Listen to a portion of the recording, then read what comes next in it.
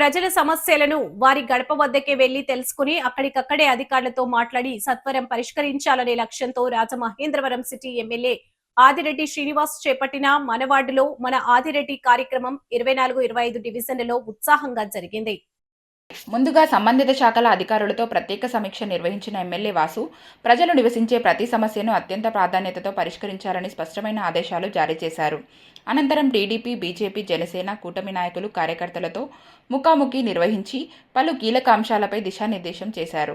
MLA Adireddy మాట్లాడుతూ ప్రజాప్రతినిధులు చెప్పే ప్రతి సమస్య వెనుక ప్రజల ప్రయోజనమే ఉంటుందని, అధికారులు గుర్తించాలని, కూటమి నాయకులు చెప్పే అంశాలను అత్యంత ప్రాధాన్యతతో పరిగణించాలని సూచించారు. ఎమ్మెల్యే కార్యాలయం నుంచి వచ్చినప్పుడే స్పందించడం కాదు, వేదికపై ఉన్న ప్రతి కూటమి నాయకుడిని ప్రజాప్రతినిధిగానే భావించి స్పందించాలని అధికారులకు స్పష్టం చేశారు. MLA Adireddy Srinivas TDP senior నాయకుడు కర్రి కాశీ నివాసంలో రాత్రి బస చేశారు. గురువారం ఉదయం డివిజన్లో శానిటైజేషన్, మంచినీటి సరఫరా తదితర విషయాలను పరిశీలించారు. ఛాంబర్ అధ్యక్షుడు తవ్వరాజా, మాజీ అధ్యక్షుడు దొండపాటి సత్యంబాబు, చవ్వాకుల రంగనాథ్, క్షత్రియ బాలసుబ్రహ్మణ్య సింగ్, రుక్కు, ముద్రగడ జయరాం తదితరులు పాల్గొన్నారు.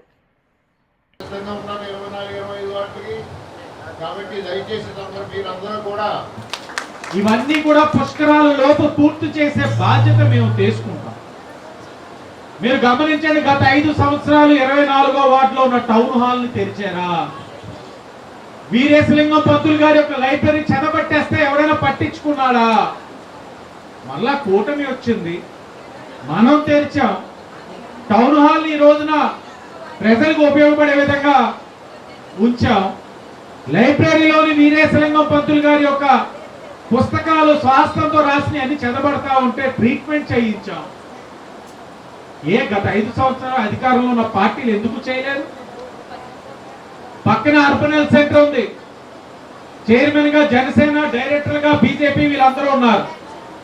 కూటమి వచ్చే సమయానికి రోజుకి 40 మంది వచ్చేవారు ట్రీట్మెంట్. కానీ ఈ రోజున కూటమి పర్యవేక్షణలో అక్కడ టెస్టులన్నీ చేయడం వల్ల, జాగ్రత్తలు తీసుకోవడం వల్ల ఈరోజు రోజుకి 70 నుంచి 80 మంది వస్తున్నారన్న విషయం కూడా మీరు అందరూ గమనించాలి.